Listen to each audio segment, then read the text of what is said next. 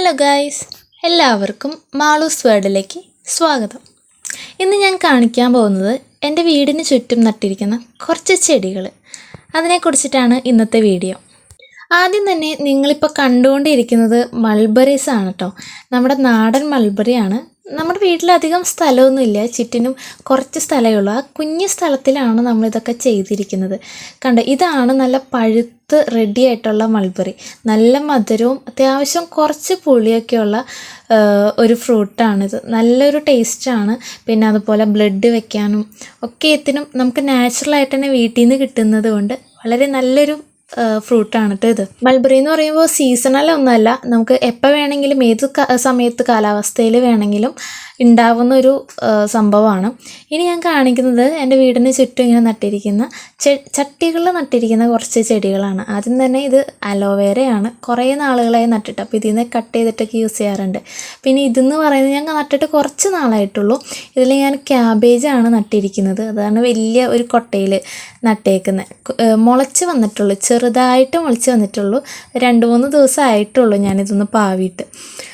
ഒരു 5-8 വിത്തുകൾ ഞാൻ നട്ടിട്ടുണ്ട്. അത് കഴിഞ്ഞ ദിവസം ലുലുവിൽ പോയപ്പോൾ അവിടെ നിന്ന് കുറച്ച് വിത്തുകൾ, കുടുംബശ്രീയുടെ ആണെന്ന് തോന്നുന്നു, ഞാൻ ഓർക്കുന്നില്ല, അതിൻ്റെ കുറച്ച് വിത്തുകളൊക്കെ കിട്ടിയായിരുന്നു. അപ്പോൾ അതിൽ നിന്ന് കുറച്ച് വാങ്ങിച്ചതാണ് ഈ ചട്ടികളിലൊക്കെ നട്ടേക്കുന്നത്. ഈ ബക്കറ്റിൽ ഞാൻ നട്ടിരിക്കുന്നത് നിങ്ങളിപ്പോൾ കാണുന്നില്ലേ, മുളച്ച് കാണുന്നത് ക്യാരറ്റാണ് കേട്ടോ. എനിക്കൊരു ക്യൂരിയോസിറ്റി തോന്നി, ക്യാരറ്റ് നട്ട ഒരെണ്ണെങ്കിലും മുളച്ച് പിടിച്ചു കഴിഞ്ഞാൽ എങ്ങനെ ഉണ്ടാവും എന്നറിയാൻ വേണ്ടിയിട്ട് നട്ടതാണ്. പിന്നെ ഇതൊക്കെ കാണുന്നത് മമ്മയുടെ കലാവിരുതുകളാണ് കേട്ടോ. ഇതൊക്കെ ചെടികളാണ്.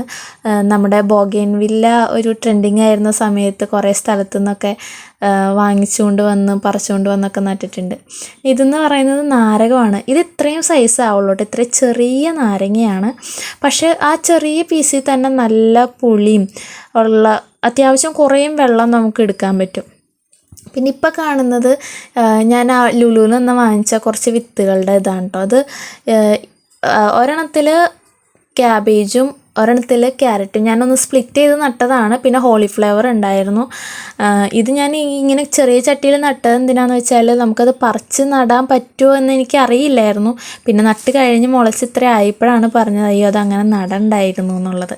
ശരിക്കും പറഞ്ഞാൽ നമ്മളത് മണ്ണിൽ അല്ലെങ്കിൽ വലിയൊരു ബാസ്ക്കറ്റിലാക്കി നടേണ്ടതായിരുന്നു. പിന്നെ ഇത് കാണുന്നത് പൂക്കളാണ് കേട്ടോ. ഞാൻ ജമന്തി പോലത്തെ എന്തൊരു പൂ കണ്ടപ്പം ജസ്റ്റ് ഒന്ന് നട്ട് നോക്കിയതാണ്, മുളച്ചിട്ടുണ്ട്. ഇനി ഇത് കാണാൻ പോകുന്നത് എനിക്ക് ഏറ്റവും ആഗ്രഹമുള്ള അല്ലെങ്കിൽ ഏറ്റവും ഇഷ്ടമുള്ളൊരു പച്ചക്കറി ഇലവർഗ്ഗമാണ്, ചീരയാണ്. ഇതിനകത്ത് ഈ സൈഡിൽ ഞാൻ നട്ടിരിക്കുന്നത് ചുമപ്പ കളറുള്ള ചീരയിലയാണ്. പിന്നെ 2 സൈഡായിട്ട് ഞാൻ നട്ടിട്ടുണ്ട്.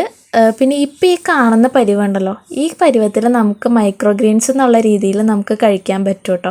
ഭയങ്കര ഹെൽത്തിയാണ് മൈക്രോഗ്രീൻസ്. പിന്നെ അതുപോലെ പച്ചച്ചീര ഞാൻ നട്ടിട്ടുണ്ടായിരുന്നു, അത് മുളച്ചിട്ടില്ല, അതുകൊണ്ടാണ് കാണിക്കാഞ്ഞത്.